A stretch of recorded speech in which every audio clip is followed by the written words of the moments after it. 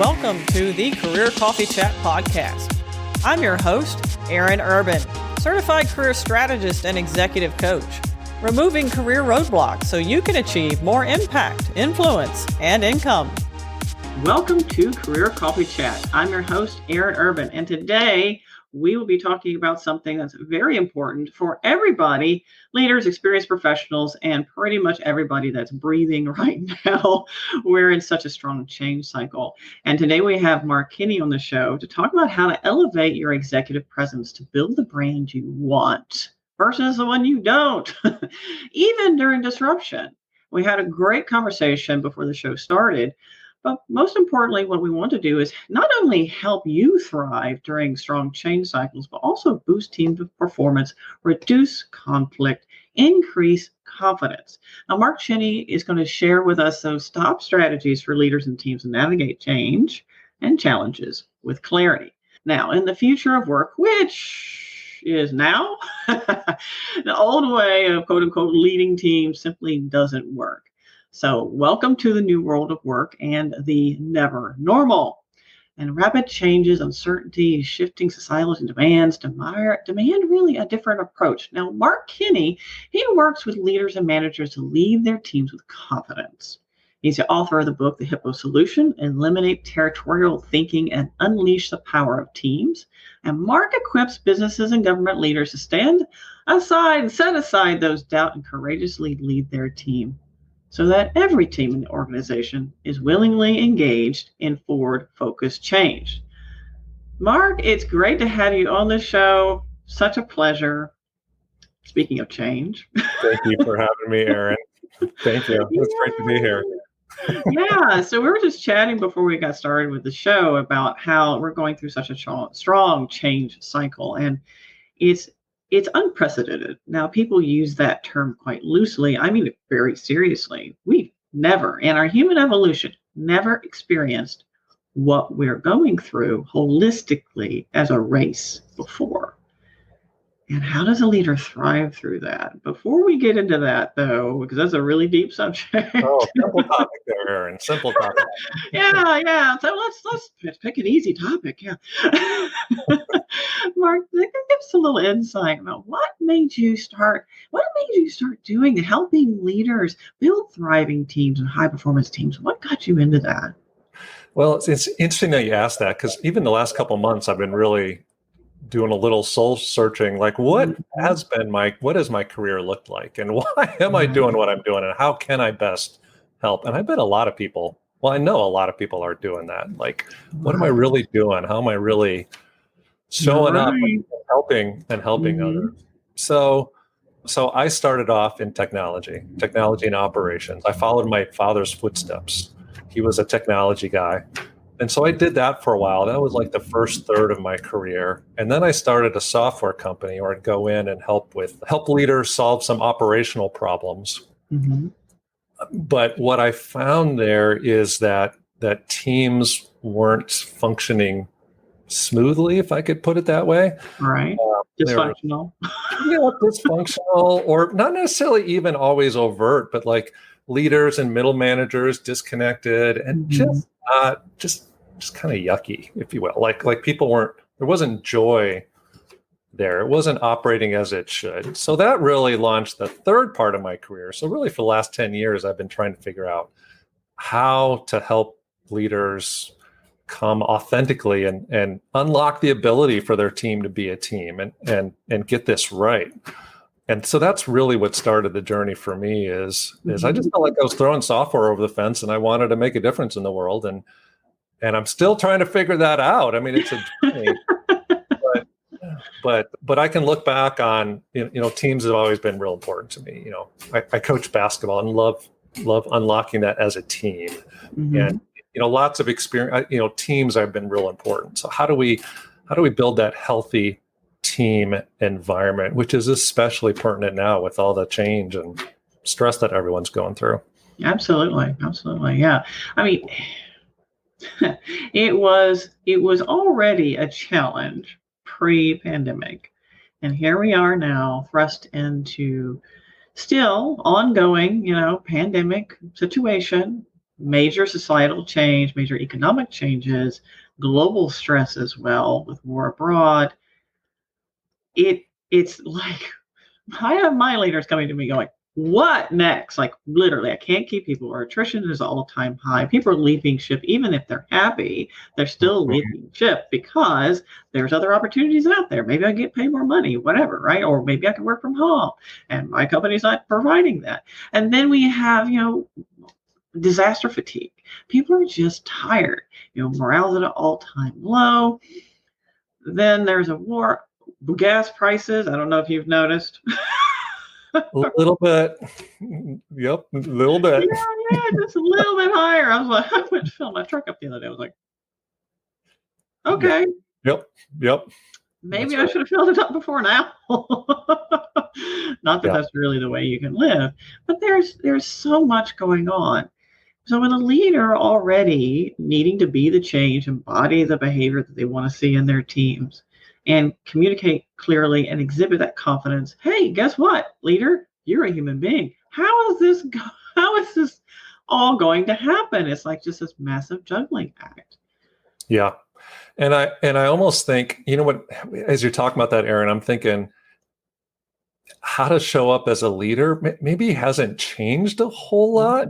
It's just that what was true before is really important now. And the word I think of is authenticity in that, like it's okay for, because that's been my story, Aaron, is not showing up authentically and like trying to show up the way I think that I should show up and not wanting to be embarrassed as a leader, if I can put it that way. And so, I think you could kind of get away with that before, but that's not a fun place to be as a leader. Right. No. It just, you just feel disconnected, you feel anxious, you feel tired, unworthy even. So I think it's really important for us all to learn how to show up as authentic. And it's okay. It's okay to be like, I don't know what to do, or I'm struggling with this. And right. I think it's okay for your team to know that, I'm not sure what I'm doing next because I'm a human and I'm going through just really having a candid conversation. Jesse Bell, he's mentioned, leading change. Well, in time of change could equal instability. So it sounds like, Jesse, you're asking for get back to basics, something a little bit more stable, less tumultuous activities. Can we get back to something more foundational? And I think you're onto something, Mark, too. That which was easily pushed to the side, it's a nice to have, like well-being, having a effective and optimal mindset to support your goals. All these things that we talked about, gosh, wouldn't that be nice, now have become a prerequisite to even manage what's going on. Yeah. And let's see, we have Matthew here. He says he saw a 71 cents a gallon increase in 1 week. Wow, Matthew. Overnight, actually. Matthew. I can relate to that, yes. Yep. Yeah, I think you're right, Aaron. And we don't want to put up with fake environments or environments where can't be authentic with each other. And why do we want to do that? Right? At least can we at least be in this together?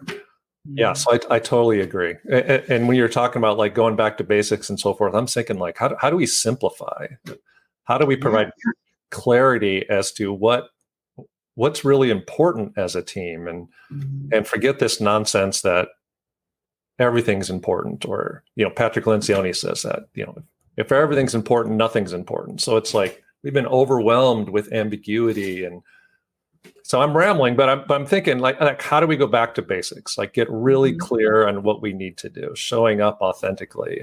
Right. I think you're on something. Yeah. Basics that I think we just need to lean into, and not try and be someone we're not, or not try and do all these things and make it complex. Yeah, and take the mask off a little bit. Some people, not everyone, but some people come to work and they feel like they've done a mask and be someone they're not, or particularly leadership position, they have to be, some superhuman. Guess what? You're not a superhuman. You're a human being, and being okay with that, not only outwardly, but also in here where it matters most, Right. being okay with not being okay.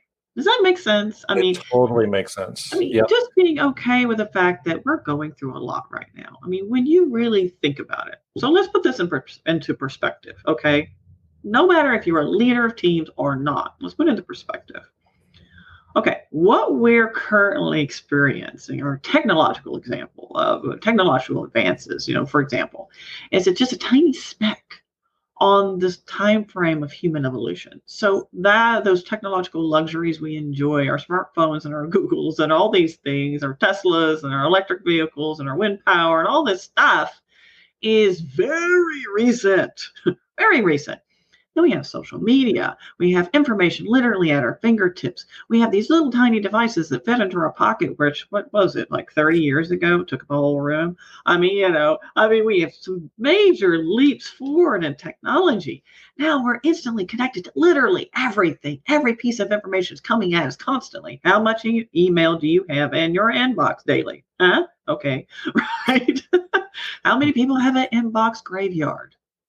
Me. Mm-hmm. Where just emails go to die because you can't get to them, right? So we have all this information coming at us. We have news, negative, negative, negative, negative. The world's going to end, right? It's never anything positive, hardly. So we have all this stuff coming at us. Then we're in a pandemic. All right, let's not get into the effects of isolation on the human brain, which is where we've been. We're there for a little over a year before we started kind of coming out of that somewhat. And some people still are there, depending on where they are in the U.S. and abroad. So isolation reduces cognitive function by up to 30%. Let's see, it reduces our ability to respond emotionally in a positive way. It reduces our ability to see other people's perspectives in a healthy and positive way. It reduces neuroplasticity. I could go on. I'm going to shut up now with that. So then we have disaster fatigue because we've been in that for so long. We're just tired of it.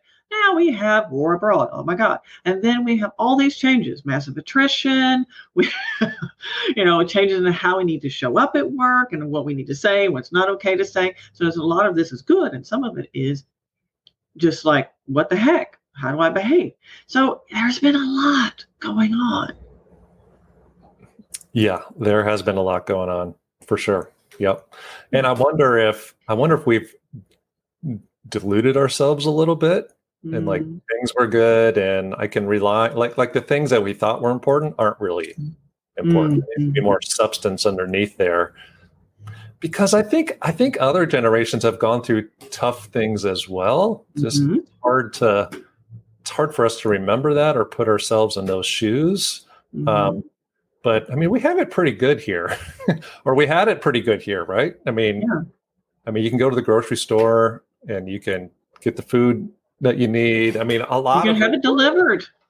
You can have it delivered, right? I think we've forgotten in some cases that life is hard, and being alive is hard. And what undergirds us? What's that? Where does that faith rely? Because life is going to be difficult. I'm going to challenge that, Mark, because I'm a neuroscientist. I have to learn neurolinguistics is important. So in other words, the words you use mean something. So if we say life is hard, guess what? Our brain is like, oh, life is hard. Well, let me show you where life is hard. And I'm going to filter out everything that's not. And your perspective will now be biased towards hard. So we have to be careful about that. So when we're getting back to basics, really understanding, okay, one, how can you simplify what's coming at you? Yes, that's true. Because at the end of the day, there's a lot of things we cannot control. For those of us who identify with being an overachiever, yours truly, it was very freeing for me and kind of necessary for me to unplug from some things that were not serving me. Yes. To simplify my inputs because of everything that I had to manage so quickly. Not only as a coach owning my own business, but being able to show up for my clients in a healthy and productive and balanced way, because they're dealing with everything too. So breaking away a little bit from the chaos, filter that we have going on, and understanding, okay, there is something there we can hold on to, but we've been distracted, to your point. I think a little bit. And we don't, and depending on what we're feeding ourselves with, I mean, there's also many blessings that we've had. There's lots of good there too, but sometimes we forget about that. Right. I mean, yes, there's some hard things, but there's also some good things, whatever that is, family or whatever. And it's easy to lose track of that and easy to lose sight on that. And, as you were just thinking there, I was thinking like, yes, what's really important? Like maybe that's some of what we're wrestling with is what's really important? Like what we're doing, like what you're saying, like, do I really want to spend my life doing this? How am I really helping others? How am I contributing? Am I really doing that? I think those are good questions. Am I leveraging my strengths? Am I fulfilled? Am I looking at the long game? Because I call 2020 the great reflection, and now we have the great resignation as a response to the great reflection. Because for the first time ever, a lot of people actually had to pause, whether they wanted to or not. Yes. And it's brought a lot of people to this thought of, what can I do to show up in my life more powerfully, more fulfilled, happier? There's some research going on right now that a lot of people are just looking to reduce stress. That's right. And, I think there's another layer to that, Erin, too. It's like, it's also like, what have I put as important that maybe isn't important? And I mean, like, have I showed up as, like, for example, has the approval of others or winning the approval of others been really important to me? And I need to not show up, not make that so important anymore, because it's really not important. So it's like, what are things that I've deemed important, both what I do and what I think and what I put value in, that just aren't important anymore. Right. Yeah. Those are healthy conversations to have and healthy changes to make. I mean, some people don't call it the great resignation. They call it the great, I lost the word, but the great positioning, reset. Reset, or like reevaluating. I think some of that's good. Yeah. So for anybody tuning in now or later, are you feeling like you're in this interesting place where you're considering things maybe you haven't before? Maybe you're considering a little bit of a reset for yourself and wondering what that might look like, or things, in your world. Does this resonate with you? Have you had that little bit more reflection that maybe you have before, and kind of curiosity around what does the future look like for me, knowing that it's a little less, let's just say the path is less obvious. Like pre-pandemic, the path was pretty obvious. Or maybe we didn't stop to think about it, because I have a theory that before the pandemic, we were so what's next, so busy, so focused on just plowing through, just go. We never really stopped to think about it. Yeah, I think you're onto something there, Erin. Yep. It's like you have to create space for that intentionally. And we didn't do that very well before. I know I didn't. Right. And you have to create space for your team to go through that. I mean, I think these are great conversations to have with your team, but you have to create space in order to create the right environment, right? As a leader. The right environment. That's right. And create that safe space to have those candid conversations. And, what I'm hearing a lot around, Mark, is collaborative leadership, empathy in leadership. Yeah. And I've got a little bit of pushback from my super high achievers that are in leadership positions. We're like, what? I don't want to be babysitters. It's not about being a babysitter. It's just about being human. That's exactly right. And not everybody is the same, and everyone has a different experience, even on the same team. So really understanding what that experience is, and shoot, I guess if you wanted to, you could look at it as how do we really unlock this team being a team? And I can't do that anymore by just, like you were saying, going, and what's next? Right. Yeah. For some people, it's not going to work for everybody. People need that space. Yeah, particularly now. And I look at it like this. And the reason I shared all that stuff before is to help people understand that if you feel like your cup is a little full, like your bandwidth for your tolerance is stretched a little thin, that's why. If you're not broken, there's nothing wrong with you. It's not just you. Welcome to now. Everybody is going through it.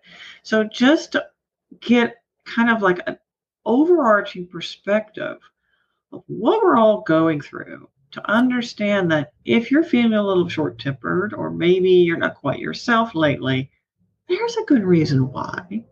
And you're not a bad person and you're not broken, right?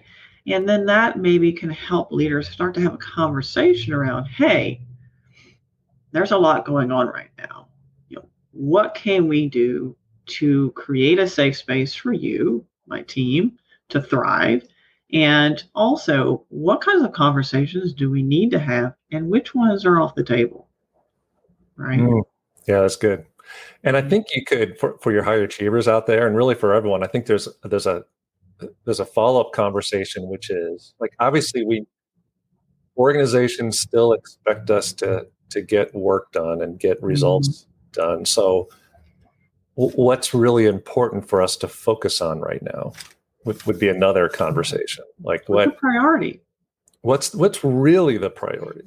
Like not necessarily these 10 things. Like I interviewed a leader a couple weeks ago, and it was like, we spent like the last 3 or 4 years just going. And we just recognize we have to take a step back and just focus on getting healthy. Or it really is just these 1 or 2 priorities that are important, and giving us grace to do that for these next 3 or 4 months. But really just getting clear on and getting your team clear on, yes, I totally agree with you, Aaron, having those conversations, and then what really do we need to focus on? What's important and what's not important? And taking that ambiguity away. And that really helps with some of the stress, and we have a focus going forward instead of, because I think ambiguity is a big part of that. It's a big stressor for most people. I mean, I'm sure you're familiar with the term VUCA, volatile, uncertain, complex, and ambiguous. It's like our brains freak out. We're just not built to be constantly thrust in uncertain environments. And yes, the only constant is change. And typically change is a little bit more incremental. Lately, it's compounding change. So, just creating that environment, that safe space, so people can show up and not feel judged. Right. Yeah. That's exactly right. Yep. Yeah. And it being okay to have conversations. It's really fascinating, because even the boards I'm on, or the groups, community groups I'm with, I will just say something that I think is kind of obvious. And people are like, well, thank you for saying that. I'm like, you weren't? Yeah. Right. Why is it not okay to just say it? Right. Yeah, there's still some of that reticence, isn't there? Yeah. But a lot of people are feeling the same thing. So it's important to have those conversations. Yeah. You're talking about change there. I was thinking, I was at a speakers conference last weekend or 2 weekends ago. Mm-hmm. And you may have seen this. There's because I think sometimes we get wrapped up individually and as a team there's so much going on, so much volatility. And I just get wrapped up in all of it. Mm-hmm. And so sometimes it's helpful too, to be like, okay, here's the change that I can't control, the stuff going on in the world and so forth. Right. But here's what we can control. Let's just focus on this individually or as a team, and keep it back to your point of keeping it simple. And I think part of that is we need to have some of these conversations. We need to. Mm-hmm. And one of the reasons it's so important, we keep coming back to simplicity. One, it helps drive clarity. It helps drive more confidence around decisions. And most importantly, we just simply don't have the bandwidth for complexity. We don't. No, most people do not, unless they've been living under a rock and they're totally oblivious about what's going on. A human being's tolerance for change is not that high. We're all tapped out. So it's important for leaders and organizations to understand that, with that being said, we really do. It's a requirement to simplify. It's not, oh yeah, we'll work on that, but let's push to get these 15 different agenda items with no resources. I mean, you're going to lose people. That's what's going to happen if you do that, right? Yep. Yeah, and I'm chuckling a little bit because I think that was true before. Like, I think that was true 5 years ago. Oh, yeah. It's just more obvious now, I hope, is that we do need to simplify. Because even before, I think we had those 15 agenda items, like you said, but it was burning people out then. And I would say what I saw is not effective, like not really, like you're not the fast, sleek race car that's really effective because you're trying to do everything. So I don't think it was effective back then. I hope it's becoming more obvious now, is that need to simplify and clarify. Right. Safe space. So a couple of things I've got out of our conversation is really around safe space, candid conversations, simplify, clarify. And that breeds and instills confidence, because people and teams and people in general thrive more when there's a bucket for them to fill, right? There's an outline for them to go with, and they need some framework. And throwing people out there going, I don't know, we got 20 things to do, figure it out, really are not going to get quality work. It's not how people can work effectively and efficiently, particularly teams. We have the different personalities and work styles, and then we've got, obviously, what directives, making sure everybody's on the same plate, yada, yada, yada. So with all that being said, yeah, it's important to have the environment by which they can flourish and deliver great products, efficient service, whatever that looks like for that team.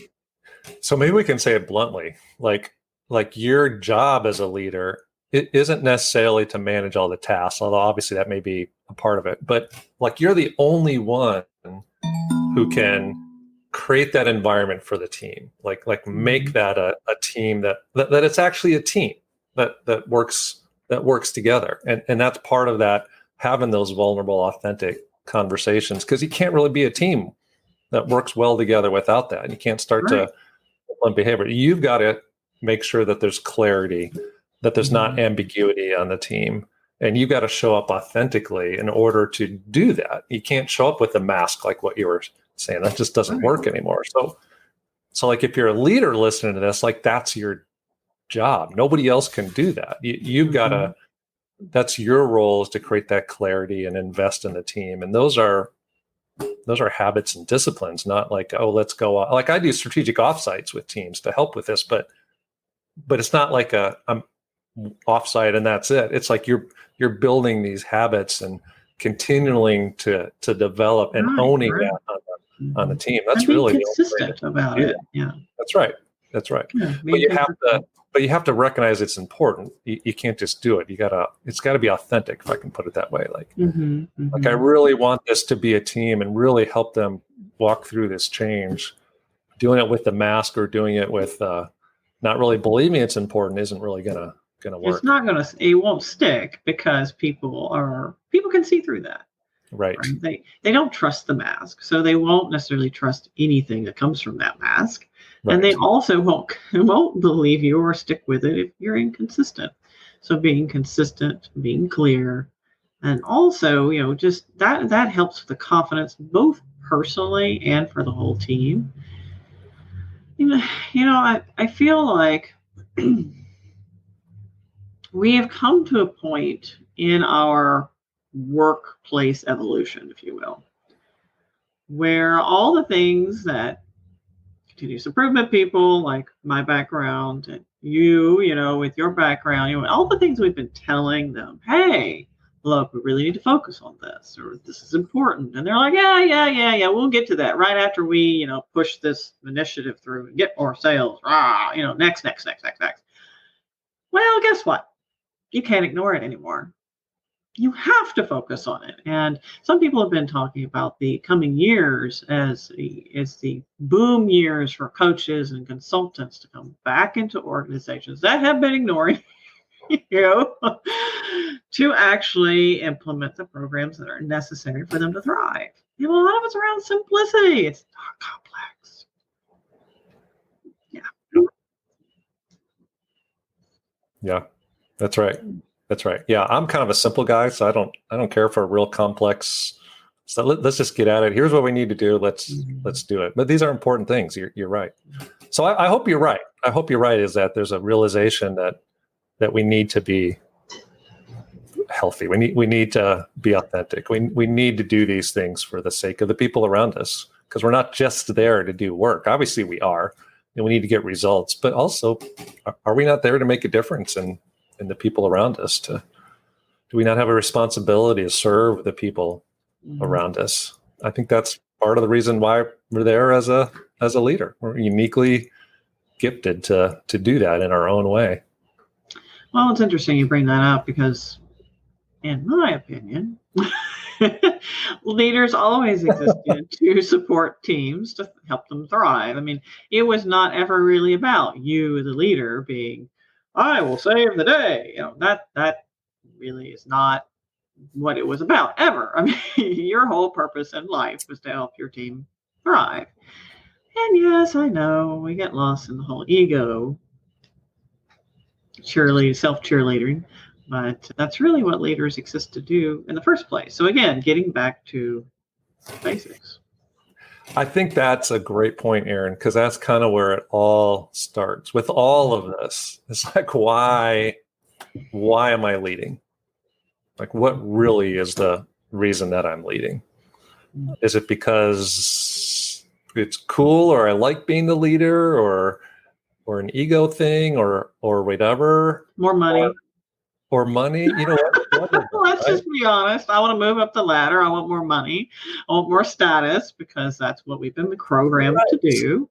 Right. But I think the end result of that isn't really the satisfaction we think it's going to be. Or am I there because I'm there to serve others? I'm there to help the team grow, for them to be uplifted. I think that's a great point, Aaron. I totally agree. Like, a team isn't going to grow into a team unless the leader has the right motive. Right. Absolutely. Yeah. Motive has a lot to do with it. I mean, if the leader's out for him or herself, then the team won't thrive. Right. And you won't get the results, and then you won't look so great. So It's really a self-defeating cycle. And that's one reason why I've come back to that very straightforward, simplistic approach. You, the leader, exist to help your team thrive. Right. Stop. And it's your job to make sure that happens, whether that's through understanding your team better as people and understanding their strengths and their gifts and their talents, where you can, put them into play, get them in the game the best, how they're motivated the best, how they thrive and work together the best, and making sure that all of these parts, and making sure that they have clear direction. I mean, there's a whole lot to that. But again, with what we're seeing lately is additionally that safe environment, those candid conversations, this authenticity, easy for me to say. I think I need another glass of coffee here. Yeah, I agree with you. And a couple things come to mind there, Aaron, if I can interject. One is, Patrick Lencioni calls that responsibility centered. Like, I feel the responsibility to do. I have a responsibility as a leader to do that, which I think jives with what you're saying. But also, I just want to say that, like, sometimes, like, what you just said feels overwhelming a little bit, or it feels like I don't know how to do all that, or I'm not equipped to do all of that. So in some ways, I want to give space or freedom to be able to say, you don't have to be good at all of that, and you don't have to necessarily directly do all of that, if I can put it that way, but it has to be done. So like that's where I think you can embrace I'm sure there are people on the team that are well equipped to even lead some of those conversations. But I think it's important for you to be authentic as a leader and to intentionally be committed to getting that done as a team, what you just described, all those things you just described, the clarity, the safe space, and so forth. But it's okay to be authentic and be like, I'm not sure exactly how to do that, or I'm not great at this safe space stuff. I think that's okay, but being committed to doing it and let some of your team lead some of that. I don't necessarily have to be the person at the front of the room every single meeting, every single time. I just need to make sure it happens and be committed to doing it and show up authentically. Does that resonate with you? Yeah, that does make a lot of sense. So that keys really into the more collaborative leadership style, as opposed to the old traditional hierarchical, I do have to show up in front of the room and lead every meeting. That was expected. But now moving forward, leadership is more of a collaborative endeavor, particularly with the generations that are coming into the workforce and have been in the workforce now and are in senior level positions. Anybody identifies with being Gen Y or Gen Z. These two generations, it's more collaborative leadership style. It's not the top down, do as I say, not as I do, I need to show up in front of the room. That is no longer really tolerated. So yes, I 100% agree with you. Well, the other thing is it puts all the weight on your shoulders. Mm-hmm. That's exhausting. At least it is for me. Maybe there's some high achievers that are like, bring it on, but that's exhausting. Mm-hmm. I think it's better for even us for leaders to be more balanced and have a better life where that weight of team behavior, that weight mm-hmm. of is shared by the team. It's every team member's responsibility. It's not just the leader's responsibility to create that space in those conversations. It's interesting you bring that up, because I've had some pushback with those people who, for their own personal reasons, need to feel like they have to be the king or queen of all things. Mm-hmm. And they feel like they're a failure if they cannot show up in all those spaces.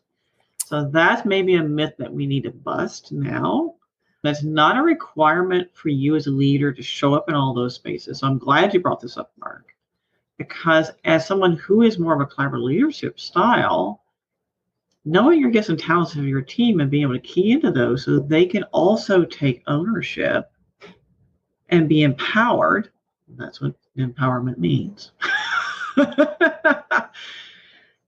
That's really important. So it's not just the burden of one person to do it all. That's right. Right? Because that's been exhausting for leaders. Leaders are tired and exhausted. Mm-hmm. Leaders are tired and burned out. Almost everybody is now. But yeah, you're right. Yeah, you're absolutely right. But you have to, I think that the healthiest teams are where the leader is leading with their weakness, like not coming with what you said, like I've got to be in all this. And I feel that because that's how I have felt a lot. And a lot of times I still feel that. I got to fight that. Like I need to show up as this, or else I'm going to be embarrassed that I'm not the leader that people think I am. I'm disappointing myself and my own standards, which are way too high and unrealistic. But irregardless, I'm not showing up, and therefore, I'm exhibiting self-sabotaging behaviors. That's what happens. Yeah, that's good. Yeah, that's good. Yeah, and so you're right. We can't come at it from that perspective because everybody knows that there's nobody that can perfectly lead in all of those. In every aspect, and people want to be part of it, and they want to be seen, and so forth. So it's really hard to lead in that perspective. I'm a collaborative. I'm with you on the collaborative thing. I think that's really important these days, especially for the leader's sake and for the team's sake. They feel a part of it. They feel like they're co-creating this. They're creating the space just as much as the leaders are. Yeah. And for anybody tuning in now or later, I'd love to hear your perspective on that. How would you feel in that kind of environment versus maybe some environments that you've been in the past? I know for me, in my past, that's not necessarily environments I was in. I was in those environments where, you had your responsibilities, but it wasn't really that collaborative leadership space where you were kind of co-creating that culture and that environment. That wasn't the case. And you had to ask permission to even tread. You felt like you were treading on leadership's toes if you did enter into something like that, like leading a conversation at that level. So having that kind of conversation and start to shift the paradigm is extremely important as we move forward as a culture. Yeah. Who wants to be part of that? Going back to something you said earlier, I think a lot of people are like, I don't want that anymore. I'm going to go someplace that's healthy, that I feel like I'm contributing. I'm a part of. I'm not just some cog in a wheel. Or if they do have to be a cog in the wheel, then they want to be a cog in the wheel in their pajamas at home and log in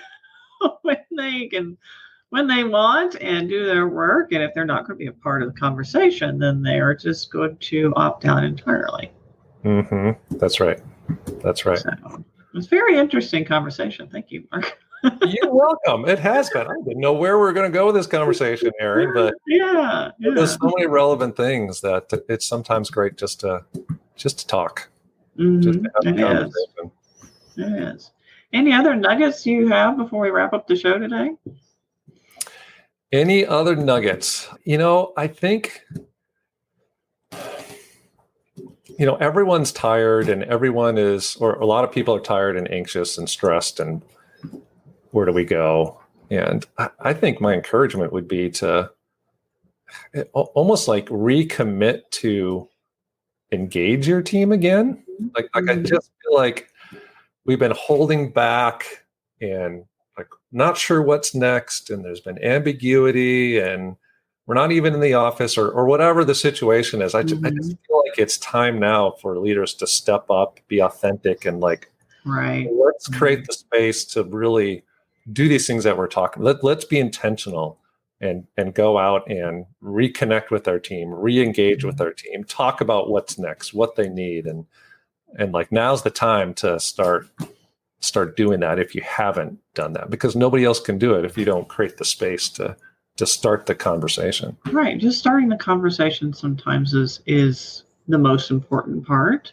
And another thing I would encourage leaders to start to shift the paradigm is withholding information and say, well, they don't really need to know that. Or I don't want to alarm my team by sharing XYZ, unless it's confidential or something that obviously needs to be withheld at a certain rank or leadership level.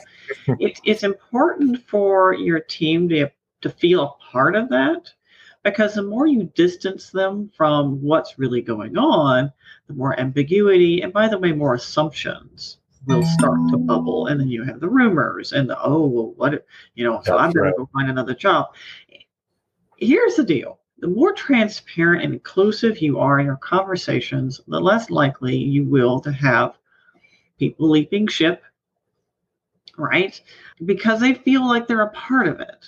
And way before the pandemic, even then, research showed that if people felt included and they had a know-like trust factor with the people they worked with, they were more likely to stay. 75% were more likely to stay than even if they were underpaid. So keep that in mind. Right. Yeah. That's culture is a big part of this. Yep. And Joe Calloway, I'm going to shout out to Joe Calloway. LinkedIn this morning, he said exactly what you're saying. He said that people are they can handle bad news a lot better than you think they can. And that's a whole lot better to give them bad news than no news, because then they fill in the gaps. And even if the brain won't put up with no news. I mean, the brain will start to make assumptions in the absence of data. And even if you can't tell them everything because of legal or whatever reasons, at least tell them. It's important for them to know that you're going to tell them as much as you can tell them, and be as transparent as you can. That's the default. Right. Good point. Yeah. Just setting that expectation and shifting the paradigm and having more collaborative conversations and candid conversations is the way forward. And being okay with being human, and knowing too that people's cups are pretty full. That's right. And having empathy for that. So I think these are all good things that we've got out of our conversation today. Mark, what do you think? I think so. I think we hit some good topics, Erin. And I don't think they're earth-shattering. I think they're just great reminders that, hey, we really need to do this. We really need to do these things now. Yeah. It's become kind of a prerequisite for moving forward. I talk a lot about leadership well-being, for example, and how important that is, not just for leaders, but for everybody to focus on well-being, because it's almost now a prerequisite for surviving what is extremely strong change cycle. Mm-hmm. And I would encourage, that paradigm shift. If you are, for example, not in the position of leadership per se, quote unquote, I know everyone is a leader. However, if you don't have the official title, right, and you feel like, oh, okay, well, how can I make a change? This sounds great.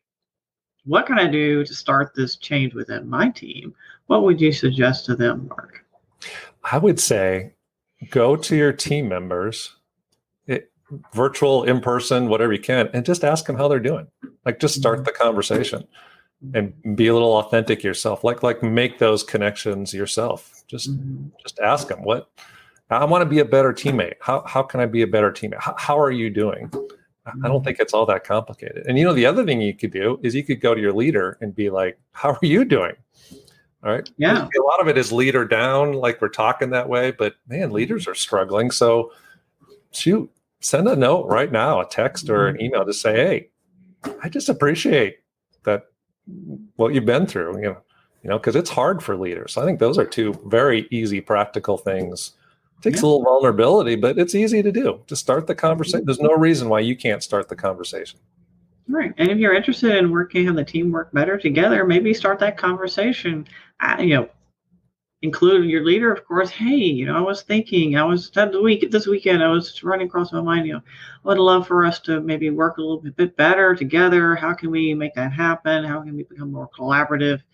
And, the leader oftentimes appreciates you taking the initiative. It's not something that person needs to manage too. And they're like, oh, thank God, because I've got all these 20,000 other things on my plate too. Right. Yeah. They may be like, oh, great, go for it. Maybe even I've been wanting to do that. I just haven't been sure how. Go for it. Right. Sometimes they don't have the language to approach that, or they don't feel comfortable. So opening the door. Yeah. And see who's comfortable stepping through.